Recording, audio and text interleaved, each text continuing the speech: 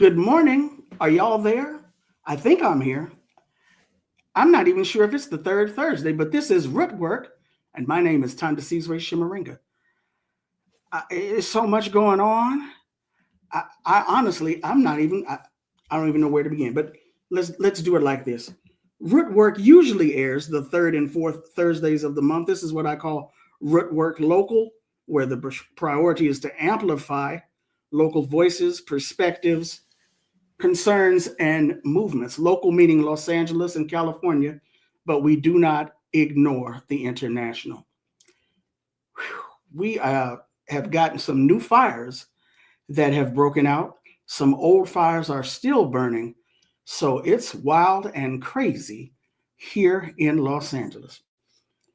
And in the rest of the world, this week is the 15th anniversary of the Supreme Court's decision in favor of Citizens United.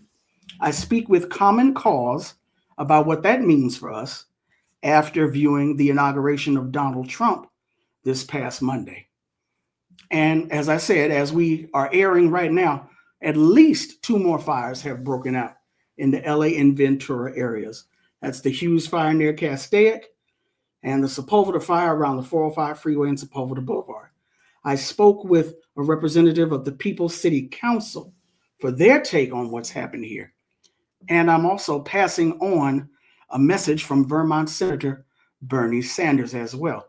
All of that is today on Rootwork here on KPFK, 90.7 FM Los Angeles, 98.7 FM Santa Barbara, 93.7 FM San Diego, 99.5 FM Ridgecrest Channel 8, and worldwide at kpfk.org. But first, these news headlines.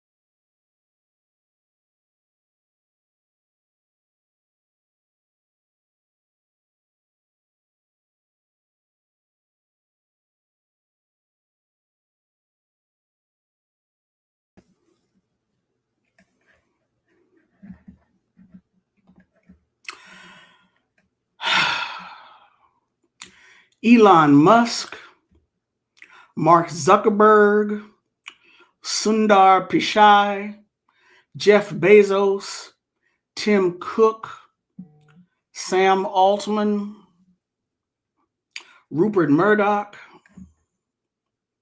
So many names, so many billionaires, all of whom were in attendance at this week's inauguration of Donald Trump as the 47th President of the United States.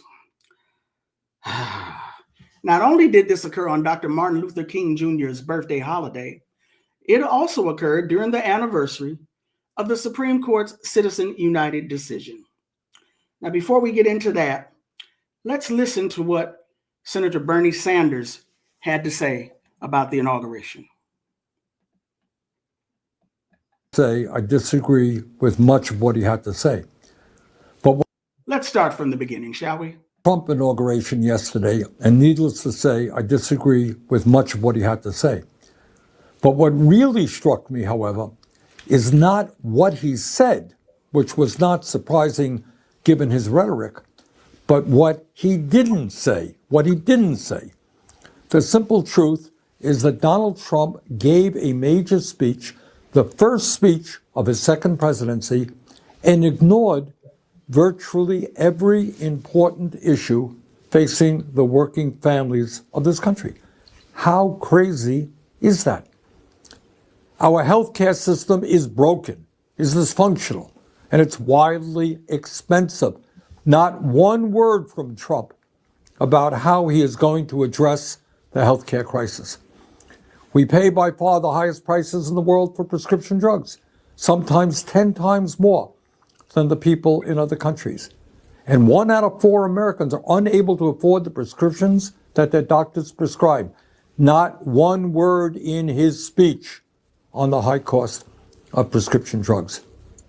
We have 800,000 Americans who are homeless and millions of people spending 50 or 60% of their limited income on housing.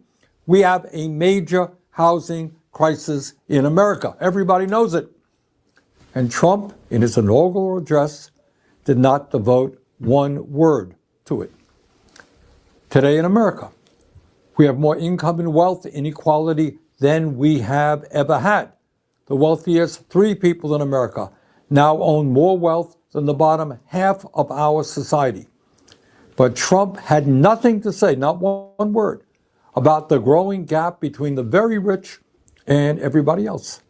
And maybe, just maybe, that's because he had those 3 people, the 3 wealthiest people in our country, sitting right behind them at his inauguration.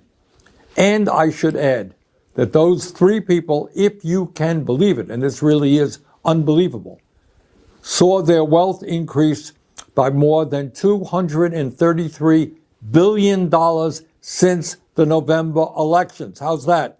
$233 billion increase in wealth for the 3 wealthiest people. No wonder they were sitting right behind Donald Trump at his inauguration. They couldn't be happier. During his inaugural speech, Trump did not have one word to say about how we're going to address the planetary crisis of climate change. The last 10 years have been the warmest years ever recorded, and extreme weather disturbances and natural disasters are taking place all over the world, from Los Angeles to India, across Europe to North Carolina. Not one word from Trump about climate change, except, of course, to make it clear that he intends to make this horrific situation even worse with drill, baby, drill. Just brilliant. In the coming months and years, our job is not just to respond to every absurd statement that Donald Trump makes.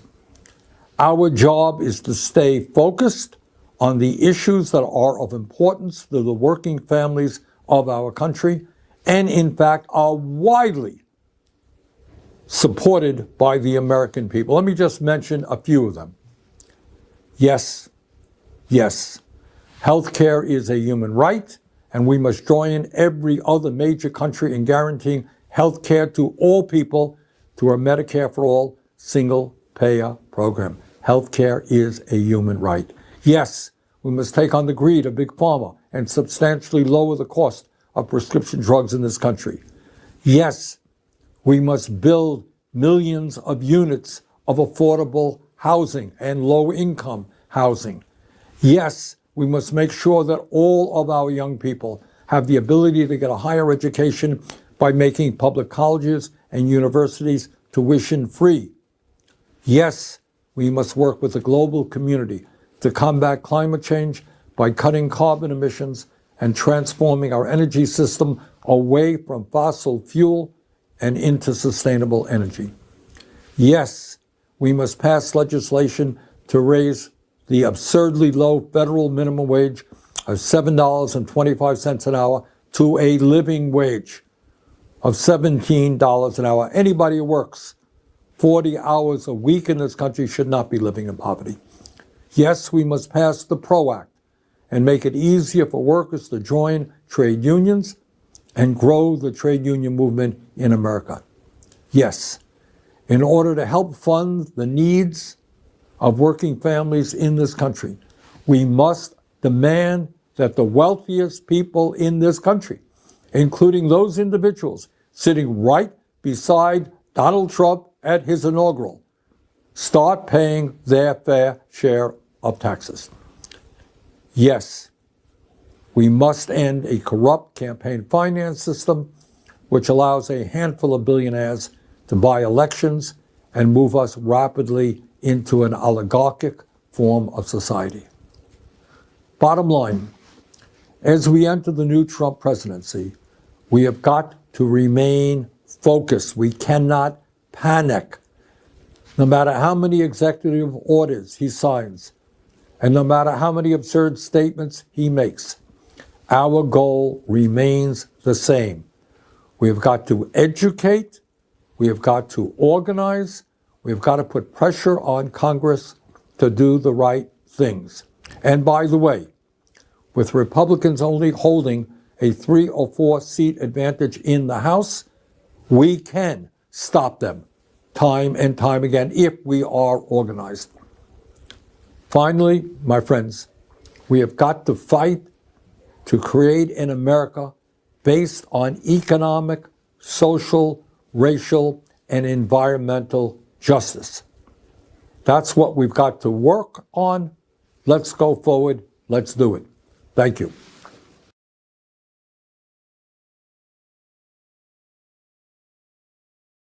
Is a nonpartisan grassroots organization here in California dedicated to upholding the core values of American democracy. They work to create open, honest, and accountable government that serves the public interest, promotes equal rights, opportunity, and representation for all, and empowers all people to make their voices heard in the political process. I've asked David Shore, their Money in Politics program manager, to join me today. Thank you so much, David, for being on Rootwork today. Thank you so much for having me. Excited to be here. And just to be clear, Common Cause is not solely in California. That is right. Yep. Yeah, I'm part of the California team, but yeah, we're all over the country. Okay. So before we get deep into it, can you remind our audience, what is the Citizens United case? Yep, absolutely. Yeah, I mean, I think for me, I will lovingly say that this is the worst case that the Supreme Court has done, in my lifetime. Okay. And what this was it was 15 years ago yesterday. The Supreme Court ruled essentially to allow unlimited amounts of spending into elections that can happen through these things called independent expenditures. And so what it did is it basically opened the floodgates entirely for corporate and special interest funding to come into our elections, which has been a huge impact and has really even further empowered, the people who already had so much power before that. So it's called Citizens United, but you're saying that it allowed corporations entrance into the political process where they had not been before. Is that correct? That is exactly right. Yeah, it basically said that, corporate spending was protected as political speech. And so, kind of when people talk about, corporations are people too, that really goes back to Citizens United. And that was what the Supreme Court said. And we've been feeling the impacts ever since in pretty major ways. So when you say we've been feeling the impact, again, just reminding our audience, can you give me a little rundown on that? Yeah, absolutely. I mean, so yesterday was the 15-year anniversary, and 2 days ago was the inauguration for the president. And many people have seen that surrounding the president, all around him on the stage, were billionaires and the biggest corporate leaders in our country. And we really are seeing our country move towards what a lot of people are calling an oligarchy, where the richest people have all of the power. And that is a direct impact of Citizens United. And so really what has been possible because of Citizens United is that all of the, those corporate executives who are up on that stage, and just corporations in general, oil and gas companies, developers, just like all of these different groups and people have been able to spend unlimited amounts of money to get the people that they want elected. And so then those people are the most accountable to the people who they think got them there. And the people who they think got them there are not the voters, but the people who, gave them millions and millions of dollars. And they go to them for all of these different decision-making things. And, those people understand that by putting in some millions of dollars into these elections, they can make a lot more money off of people, and they can just keep on growing their power. And it's just this really awful, destructive cycle that, is really made even worse by the Citizens United decision.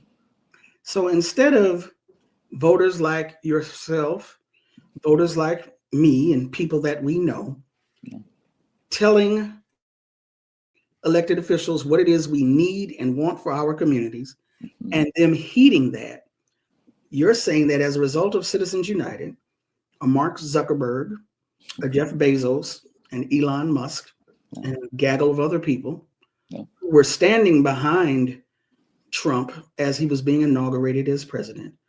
These are the actual people who will be not only telling the president what it is that they want, but also shaping the policy in terms of future. This is how the country should go and look. Is that basically what you're saying?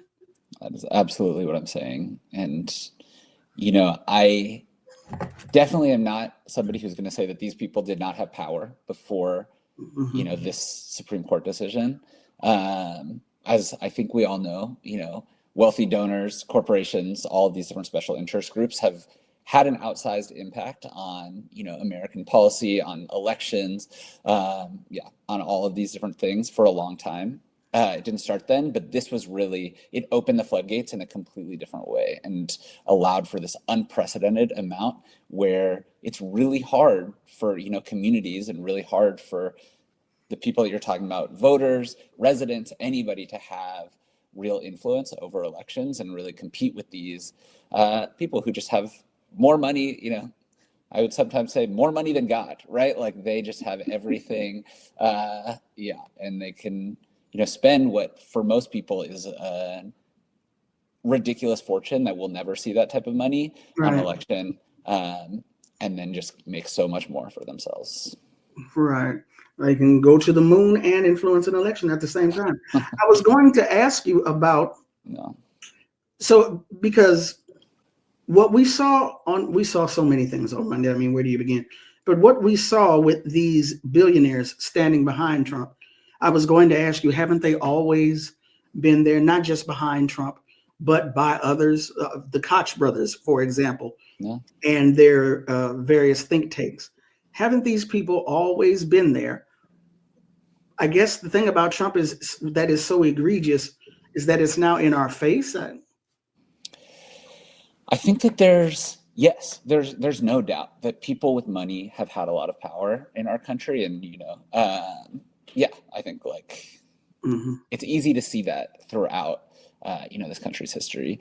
And at the same time, I think elections have for a lot of that time, it's been an opportunity at least, or like, democracy, it's an experiment. We're trying to make it better and better. But there are people who have been able to be elected who really are deeply rooted in communities and really are, community leaders or are teachers or are nurses or are these different people who really can represent their communities. And that has just gotten so much harder thanks to something like Citizens United, because now you're having to compete, whether it's at the national stage, like Trump just won, or even in like state and local races, they can be completely flooded with money in this way that really impacts them and, makes it so that these corporate leaders are able to influence things all across the board. And we're seeing, like you said, we're in California, and there's just so many different ways that we're paying the price for this type of decision. And, it's meaning that there's a lot worse representation for folks. So as the Money in Politics program manager, Yeah. what is it that you and your section do? What y'all do? Help us out. Yeah, 100%. I mean, I think in general, what our goal is to lessen the influence of big money and lessen the outsized influence, and really diminish it so that we can empower communities and make sure that communities have a lot of, have an opportunity to be electing people who really represent them. And so, one of the main things that we work on is these different types of public financing programs where you're basically infusing public money, so allowing for communities and allowing for different people throughout districts or jurisdictions or cities or even the state at large to have access to money so that they can start supporting candidates and actually create viable candidates, even if there's this other side that can spend kind of unlimited money doing it. And so what we are working on is we're working on these different types of programs, mostly in cities around the state, that can really infuse this public money into elections and give people an opportunity to have their voices heard, and have their voices listened to. So Citizens United was a Supreme Court case that was decided. Grassroots organizing and agitation, mobilization, I'm all for that. Always have been, always will be. Yeah. And the legal process can be very, very tedious.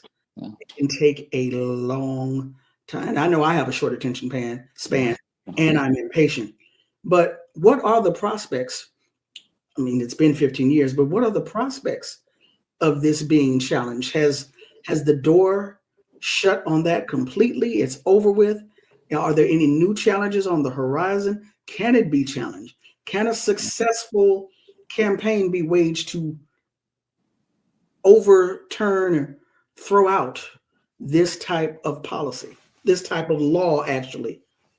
Yeah, I mean, I think, I'm an organizer first. And so I've always believed in the power of people to make these kinds of changes. And at the end of the day, it's like, yes, of course this can be overturned. And of course this can be changed. And, there are way more people than there are special interests. And there's way more people representing communities than there are people representing these big companies. But so we need some major shifts in the structures that exist to overturn that. And so, I think like really quickly, we can have a new Supreme Court that that makes a different decision on this. That's one way. We could have a constitutional amendment that shifts it. Both of those feel really, really hard and really far away from where we're at right now. And so, what we are focusing on is really creating the situations where different people can win, even with Citizens United existing. And that's what these public financing programs are all about. It's really making sure that, even despite this at the national level here in California and in cities across the state, we have opportunities to, make people viable candidates. And we believe that, we've seen this work really well. There's different types of public financing programs. Some of them are matching funds programs where, somebody can give a $5 donation and then the jurisdiction matches it with maybe $30 or $35. So all of a sudden somebody who can give $5 can contribute $40 to a campaign, which is, much more substantial. There's something called democracy dollars, where basically everybody who's living in the different places gets $100 in free political vouchers that they can donate to campaigns. So all of a sudden, if you're a community leader and you have a community group that has 100 people and all of them can give you $100 in political vouchers, that's $10,000 right there, which is that's a real amount of money to start running a campaign. And if you can get 1,000 people to do it, that's $100,000, right? And so it's those are the different things that that we're trying to work on to make it so that even with Citizens United existing, there's still opportunities for these communities. And I have, one more thing that's really wild is that right now, public financing for elections is actually banned in the state of California. And you can only have public financing in things that are called charter cities. And so that it's basically big cities, but not all big cities in California have these charters. But what we're trying to also do at the statewide level is to end that ban on public financing so that cities, and counties can pass these types of programs if they want it, and really be doing this work to counteract the huge issues that are in place because of Citizens United. Okay, well, real quick before you go, what is a charter city? What is the difference between a city that is chartered and a city that is not?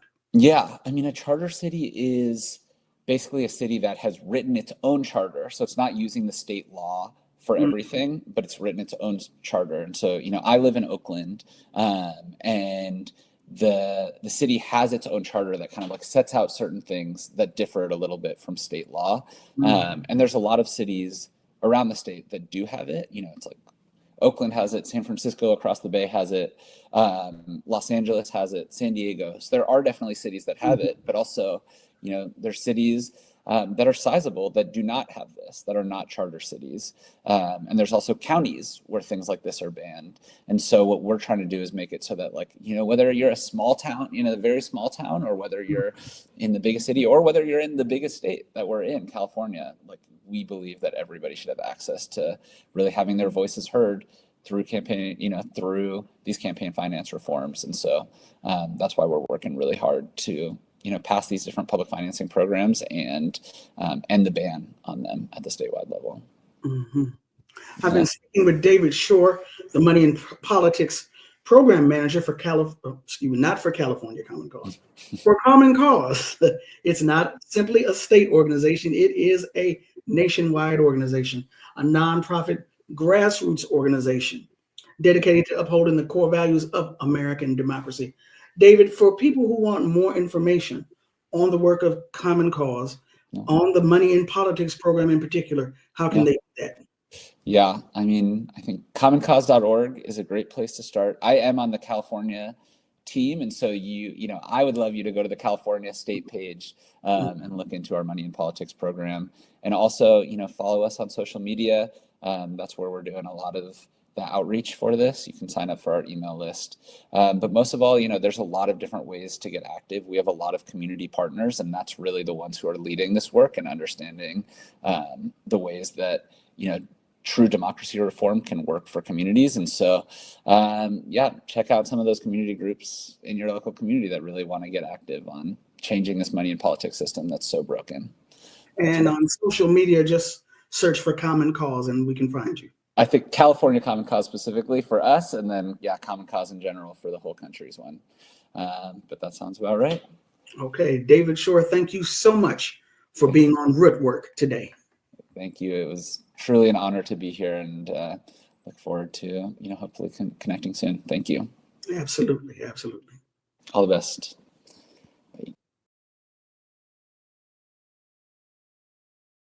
Lake Avenue in Altadena. This is a significant street because over here to the east, evacuation orders went out at 7:30 p.m. the first night of the fires. In the other direction to the west, evacuation orders did not go out until 3:30 a.m., some 8 hours later. And as you can see, both sides of North Lake Avenue were devastated. And all 17 deaths reported so far in the Eden fire were on the west side of this street. I'm at 808 East Sacramento Street in Altadena. This is one of 17 reported death locations here in Altadena from the Eden fire. This house is just a few hundred yards west of North Lake Avenue. Everywhere east got an evacuation order at about 7:24 on Tuesday night, as the fire had just kicked off about an hour prior. This block is in the Calaveras evacuation notification zone, which was not given any notification, according to records reviewed by the Times, until 5:50 a.m. the next day. That notification came about 20 minutes before a 911 call reviewed by the Times, in which someone was reported to be trapped in this estate here. And you can see it burned to the ground. I am here on Wapello Street in Altadena, and I'm on this street in particular because several calls came in about homes on fire here around 2:30 in the morning on Wednesday after the fire had started Tuesday. Evacuation orders for this area didn't go out until about an hour later, and evacuation warnings were never issued. I am on Tanya Avenue here in Altadena. This block, as you can see, has been utterly devastated. Every house on this block has burned to the ground. As far as I can tell, there are 2 reported deaths on this block. This neighborhood, because it sits west of North Lake Avenue by a good mile or so, was never issued an evacuation warning and did not get an evacuation order until 3:25 a.m. on Wednesday. Further complicating this narrative are multiple radio reports which show that area near Farnsworth Park, which is just a few blocks away, had reports of fire in the hours leading up to that evacuation order. The question is, why, when multiple homes were reported to be on fire in this neighborhood prior to midnight, did that evacuation order not come sooner?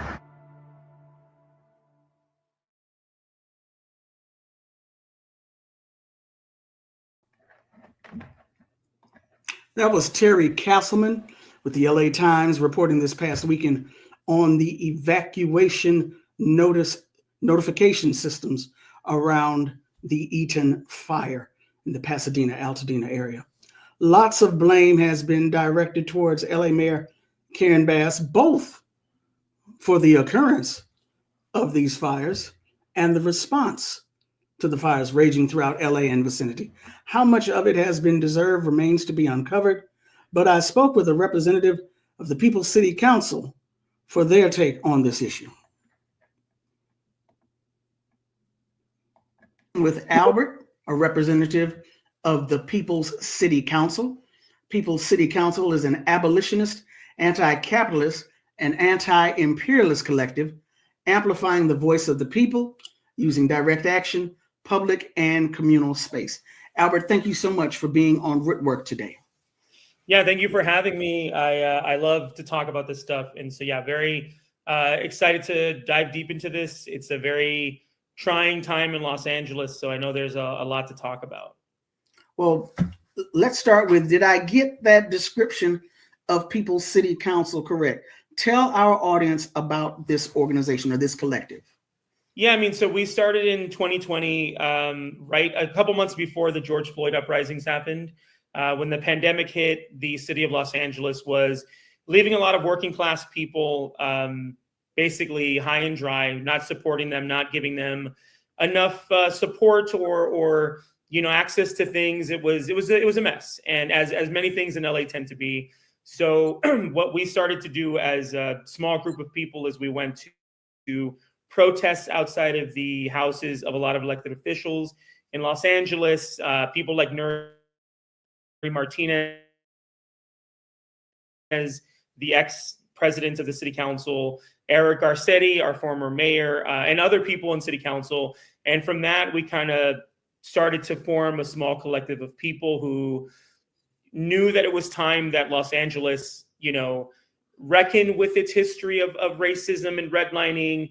And obviously in the wake of George Floyd's murder, we wanted to make sure that we were trying to educate people on why it was that he was killed, and not only the history of policing in this country, but policing in Los Angeles. And so we kind of came together, and over the years have kind of crafted our sort of mindset, our goals, and we're direct action based. We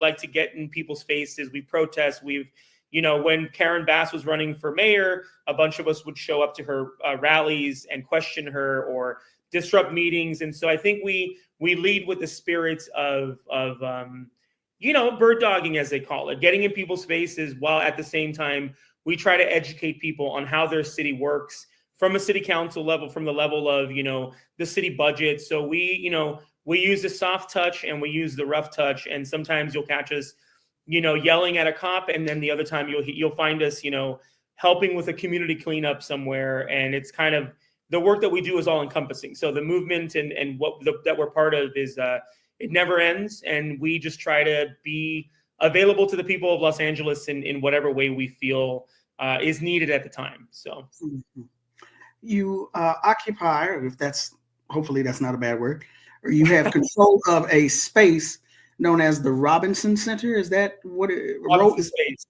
Yes. Robinson Space. Okay, tell us about that also. Yeah, I mean, so in 2021, we decided to get ourselves a physical space. In 2020, we had raised over $2 million from a GoFundMe. We gave away, 1.8 million of that to local organizations. And with the money that was left over, we knew we wanted to find a space that we could host events at, that we could invite the community into, that would be a resource for people to use for free. And so since 2021, our original space was in Filipino Town, and we then moved at the beginning of 2023 to Virgil Village near East Hollywood. And basically what the space is, it is a community resource that has podcast rooms, it has audio-visual equipment, it has speakers and microphones, it has, resources like Plan B and Narcan and any, masks and stuff like that. So it's basically a free resource for the community. If you have a book club that you want to do, if you have a fundraiser that you want to put on, we offer that for free. We do, we survive off of donations, so people do donate, but it's never a requirement. So for the last almost 4 years, we've been offering this space for free to people who want to use it, who share in our sort of worldview and who are, part of the movement, because there's not a lot of money, despite what some people might say in the right-wing media, we're not funded by George Soros or anybody. So there's not a lot of money to be had in this movement. So we were lucky enough to raise all this money and have a space that is paid for, that we don't have to worry about. And so that way we just bring people in and say, hey, if you want to do an event here, we won't charge you anything. If you want to donate, obviously we'll take it, but it's not a requirement. So that's kind of, I would call it a abolitionist third space. It's a safe space where people can come into, where they're not surveilled, where they're not, you don't have to buy something to use the restroom. You don't have to, go in there and feel like you owe anybody anything. There are things for you to take home if you want, and you can show up pretty much to any event that we have that's open to the public and learn something or meet new people who perhaps share your worldview. I think you're muted. I'm always muted. People have labeled me as being tech divergent. I accept it. I'm not going to fight it. Or tech spicy. Okay, fine. We all have our flaws, Well, one of my big ones. A few moments ago, you said that you talked about the fact that you educate folks in LA about the budget and other political matters. One thing I have noticed about the People's City Collective is their emphasis on the budget. For example, the city council, the Los Angeles City Council, what it is they're doing, what they are not doing in terms of the Los Angeles Police Department, the budget, the monies that go to them, the exorbitant, ridiculous amounts of money that go to them. You've been doing that all along. And then the fires hit last week. The Eaton fire, Pasadena, Altadena, the fire in Pacific Palisades in Malibu. And there was talk of this $17 million cut from the city of LA's fire department, which went to the police department under the leadership of Karen Bass. Let our audience know what is the real and what is the fake in that whole debate. Well, I mean, so I'll say this: we began working. Some of our members began working with Black Lives Matter LA, post 2020 on, kind of making the city budget more accessible, right? Like a lot of the stuff that happens at a city level is very boring. It's very dry. It's sort of designed to be that way. If you don't, know how that world works, if you're not, a CPA or somebody who is really into how cities run, you don't really know how it works, and it's designed that way. So with BLMLA leading the charge, basically they came out with the People's Budget, which was a big survey that they sent out to thousands of people in Los Angeles and said, hey, this is how your money's being spent. How would you want it to be spent instead? And what people overwhelmingly said was that the police were being funded to a degree that was laughable. People were just like, some people were like, I can't even believe we're giving that much money to the LAPD. It just seems wild to us. So, since then, I think every single year the budget becomes a fight. It's now, we've sort of broken the seal in that every year from now on, there are going to be people who are talking about the city budget. And so the reason we keep ringing the bell is not just because, the LAPD kills people. I mean, my sister was shot and killed by the LAPD almost 7 years ago. So I have a very vested interest. People City Council as a whole, we all know people who've been affected by police violence. So not only is it from a personal level of us caring about people and the people who live in the city, but when things like this happen, when a disaster happens, because here's the thing, this is what I think is missing in some of the reporting that's happening, is that there's really no way to prevent what's happening because we are in a climate catastrophe, right? Climate change, that was maybe 15 years ago. We're in a climate disaster, climate catastrophe. So there's no way to stop the Santa Ana winds from blowing the way they do. It's hard to prevent fires. The moment the city budget really becomes the focus point is when things like this happen and there is not enough resources to either avoid complete disaster or to help, sort of mitigate the effects of these things. And so there is a $17 million deficit. It was proven that it was cut. There's all the paperwork. The city controller, Kenneth Mejia, came out and said, this is true. And some people who want to play defense for the mayor or the LAPD tried to say, well, no, if you read it this way, but ultimately the money was cut. And so $17 million in the big grand scheme of the city of LA, it's a rounding error. It's not make or break, but it is that $17 million means more firefighters. It means more resources. It means the ability to address these things as they're happening. And so I think there's a lot of blame to go around. I think Karen Bass, as the mayor of Los Angeles, is responsible for the shortcomings of that city budget. I mean, city council is as well. And I think that the only sort of credit and sort of sympathy I can have for Karen Bass is that she is a Black woman who is a Democrat. So she's going to be a vessel for people to put their hatred on no matter what. Even if she was doing everything well, she's going to get that. So there is a level of that, right? So you have to disengage from the people who are just like are arguing in bad faith because she's a Black woman who's a Democrat and is a leader of a city. But beyond that, she sort of ran on being a friend to the LAPD. She ran on being tough on crime. And so being tough on crime and being a friend of the LAPD then means you give the LAPD more money, which then means there's only so much money to go around. So some people are going to be without because the LAPD wants more money. And when it's the fire department, now you see, hey, this is what happens when you cut budgets to actual services that actually can prevent, disasters from happening or people's houses from burning. And, people can have whatever opinion they want of the police, whether they're necessary or not or whatever, but it's hard to quantify what the police actually do. Whereas with the fire department, they put out fires, they save people's homes, they save people from burning buildings. And so it's a lot easier to see the failings of the budget in real time. So I think Karen Bass is responsible for it, but so is city council. There are 15 city council districts in the city of Los Angeles. And so the fires broke out in some of those some of those city council districts. So you have to also look at the people who are voting for these budgets, who are voting for budget cuts, and then who are turning around and saying, oh, well, there was nothing we could do, or trying to, pass the buck.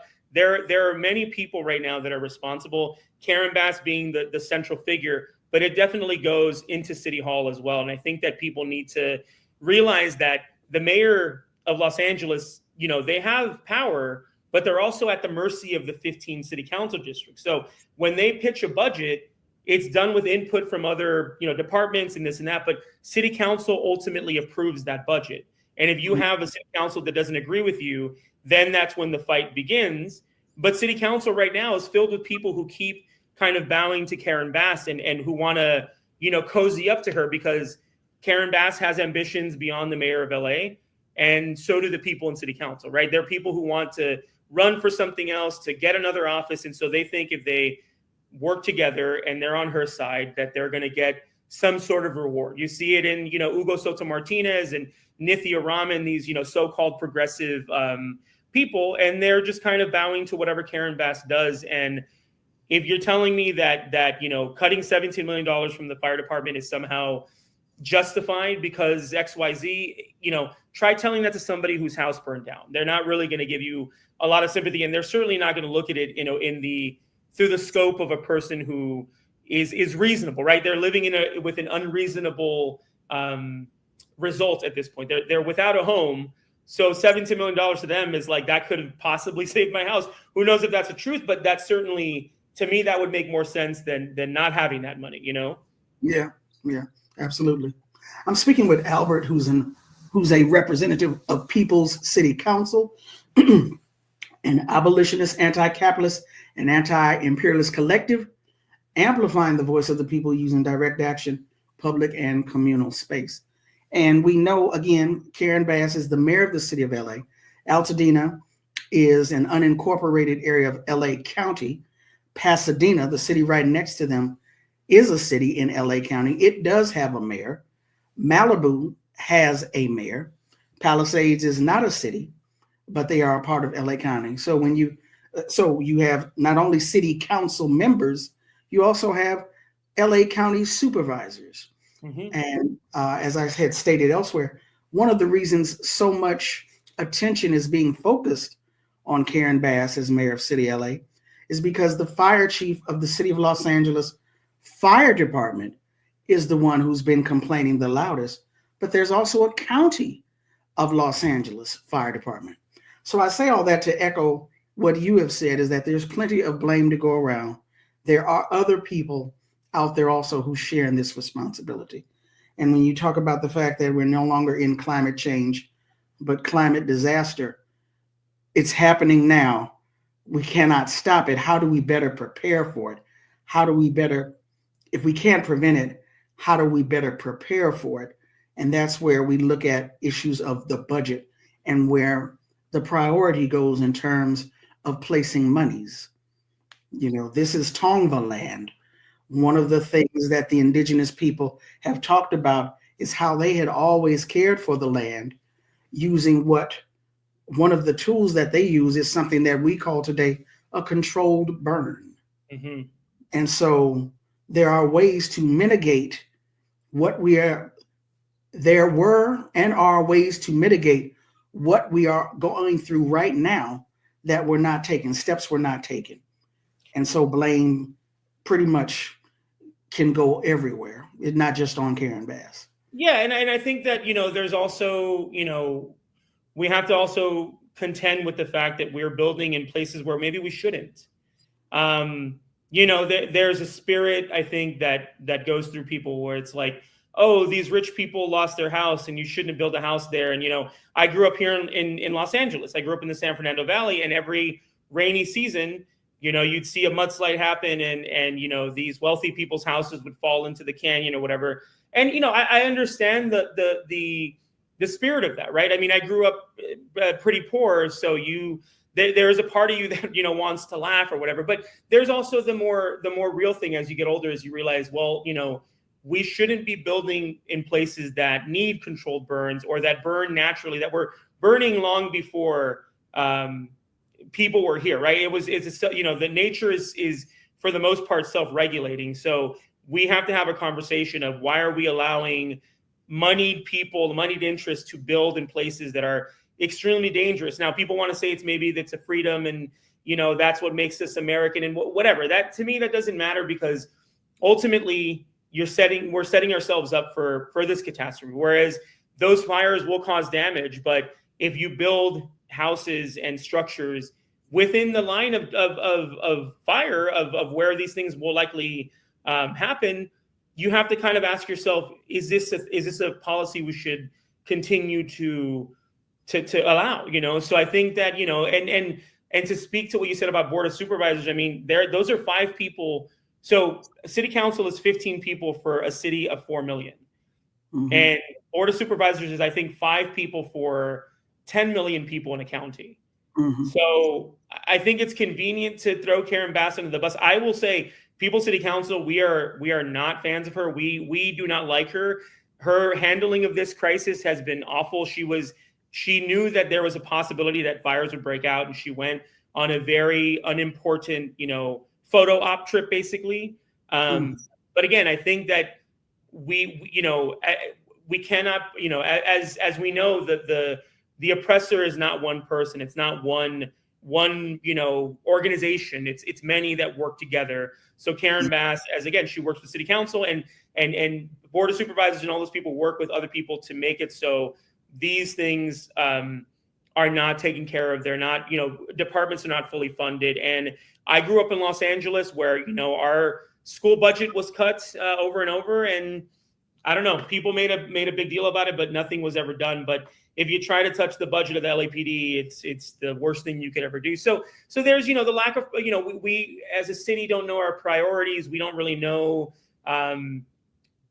people think that money should go here and should go there. But again, I ask people to look at what happens to people's homes. And I went and did some community cleanup in Altadena with some folks from People's City Council last week. And sorry, are you still there? I am here. Can you hear me? Sorry, yeah, no, your screen just went off, and I. Yeah. Okay. Let's just keep it moving. Okay.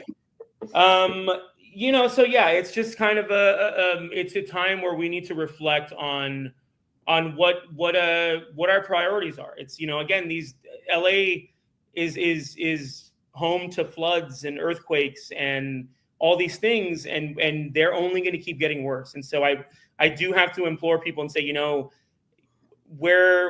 what do we ultimately care about, right? Like that's what the conversation has to be, is like, what do we actually care about? Altadena is a town that is, historically a Black part of town. It's a town of people of color, and it's, allowed to burn. But Hollywood Hills catches fire, and they put it out. And again, this is all things that people know and have said. But I think it bears repeating that we are in a time of crisis, and our priorities are not what they need to be. Certainly at a city level. And I want to say that cities move very slowly. City governments move incredibly slowly. If you want to add another a bike lane to a street, they want to go and do a study for a year to see if that's a viable thing.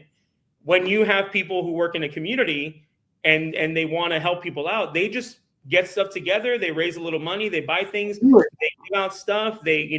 I've seen people paint their own crosswalks in their neighborhood because people keep crossing the street and getting hurt by motorists. We have to find a way to make city government operate in a way that is more lean and less bloated. For those audience members who want to know about the programs of People's City Council, the work that you do, how can they get that information? I mean, we're all over social media. We're on Twitter, now known as X, at People's City Council, on Instagram as well. Robinson Space, check it out. I mean, if you're somebody who wants to throw a cool event that aligns with the things we're trying to do, there's an intake form, and all you got to do is tell us about yourself and your organization, when you want to use it. We have a calendar that people can look at. There's a lot of events that are open to the public. And so, yeah, we implore people to follow us on social media, come to Robinson Space or have an event there. And honestly, we're all around. We go to city council meetings. We go to board of supervisors meetings. We go to a police commission every Tuesday. There are many ways to engage with city government that are open to the general public. Unfortunately, most of them are done in mornings, when people are working. But if you have the time and you want to see how the police commission works, or if you want to go and do public comment at city council, that is a thing that you have a right to do as someone who lives in Los Angeles. So I think, getting involved is very crucial. And, one of our things is funneling people to where they want to go. So depending on what you care about and how you want to get involved, we know enough people and enough organizations that we can guide you to where you're going to be most useful. Thank you so much, Albert, for being on Rootwork today. Thank you so much. Many, many, many, many thanks to David Shore of Common Cause, to Albert from People's City Council, to Wendell the Handyman for being the board op on KPFK today. Thank you for listening. And if you've joined me on YouTube, thank you so much for watching. My name is Thandisizwe Chimurenga, and this has been Rootwork Local. You all take care and stay safe. I'm out. Peace.